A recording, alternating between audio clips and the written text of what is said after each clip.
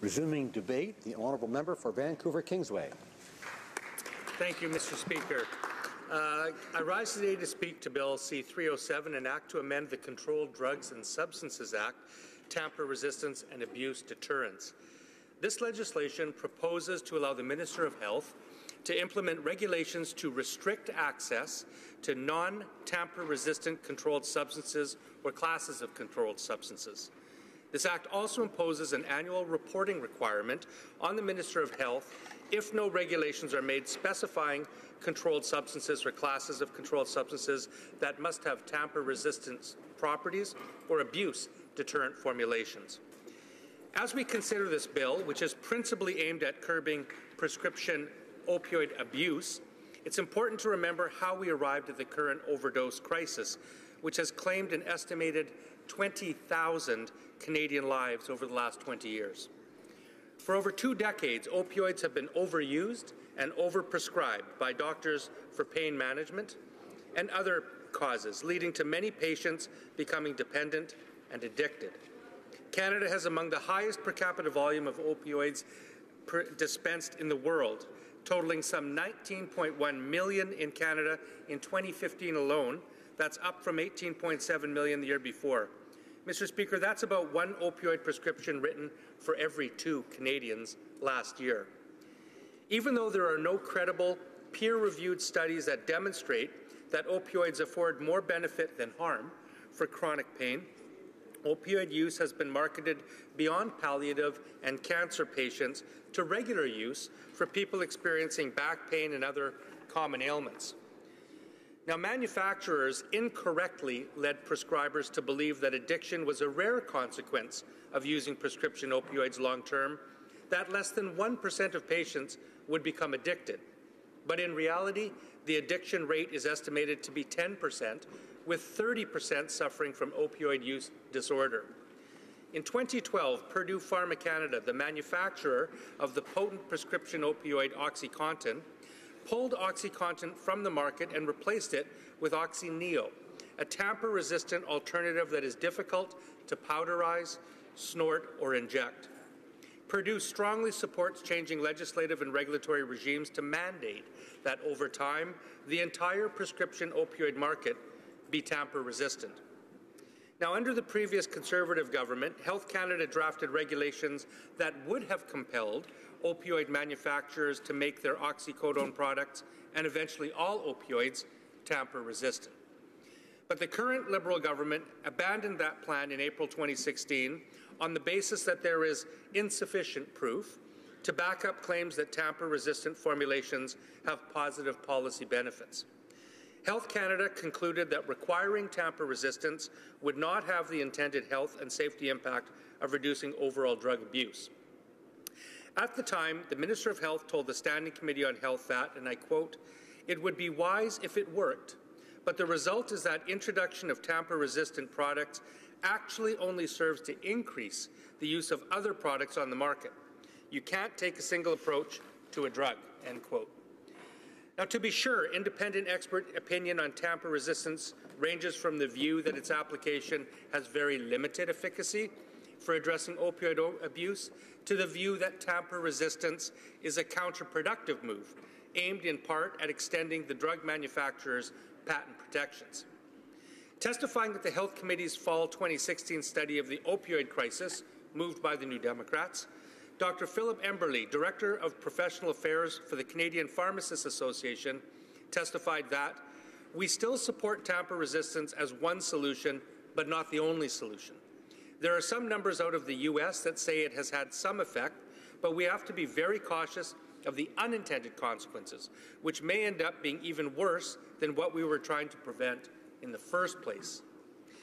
Now, Mr. Speaker, to understand these potential consequences, a U.S. study published in the academic journal JAMA Psychiatry looked at what happened in drug use patterns before and after tamper-resistant OxyContin came on the market.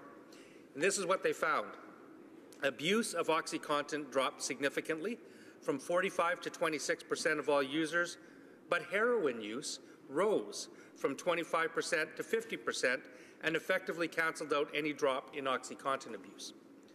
Many simply kept using OxyContin, and about 1/3 of them found a way around the tamper-resistant formulation. Another 43% were simply unable to crush the new tamper-resistant pill, so they just swallowed it and got high anyway. Only 3% of those surveyed gave up the drug altogether when the new tamper-resistant formulation came out.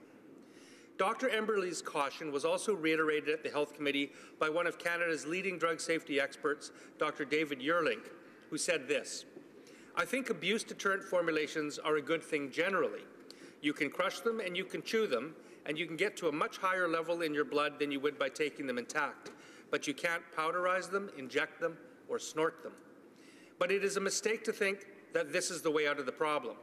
These products tend to materialize on the market as the patent on the original product expires, so a cynic might wonder if this is primarily a business decision.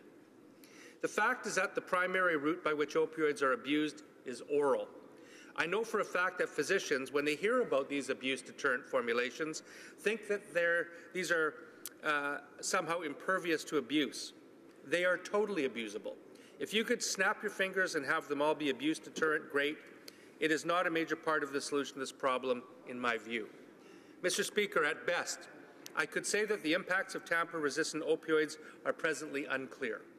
But because New Democrats are unwilling to dismiss any potential tool to address the opioid crisis, we believe that this bill should be rigorously studied at the Health Committee, with extreme caution paid to the potential for unintended harm. Let me be clear, we will not hesitate to oppose this legislation if, based on the preponderance of evidence, we determine that tamper resistance is likely to be counterproductive. Ultimately, New Democrats want a much more comprehensive response to the opioid crisis.